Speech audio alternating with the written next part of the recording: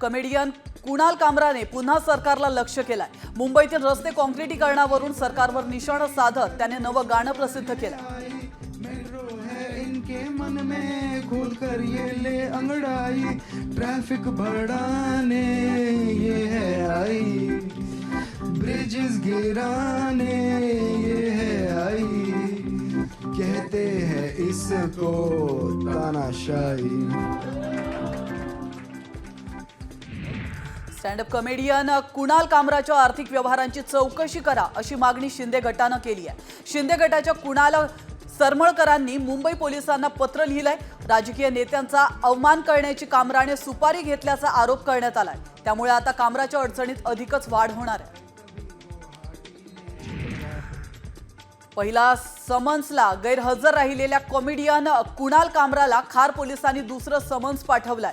तर कुणाल कामराला चौकशीसाठी हजर राहण्यासाठी दुसरं समन्स बजावण्यात आलंय। कुणाल कामरानं वाढीव वेळेसाठी मागणी केली होती, मात्र ही मागणी खार पोलिसांनी फेटाळली आहे। सुषमा अंधारे आणि कुणाल कामरा विरोधात विधिमंडळामध्ये हक्कभंगाचा प्रस्ताव प्रवीण दरेकरांनी मांडलाय। कामरा आणि अंधारेंनी उपमुख्यमंत्र्यांचा हेतू पुरस्कार अवमान केल्याचा आरोप दरेकरांनी केला। तर सभागृहात खोटी माहिती देणाऱ्यांवर कारवाई करणार का, फडणवीसांवर हक्कभंग आणणार का असा सवाल अंधारेंनी विचारला।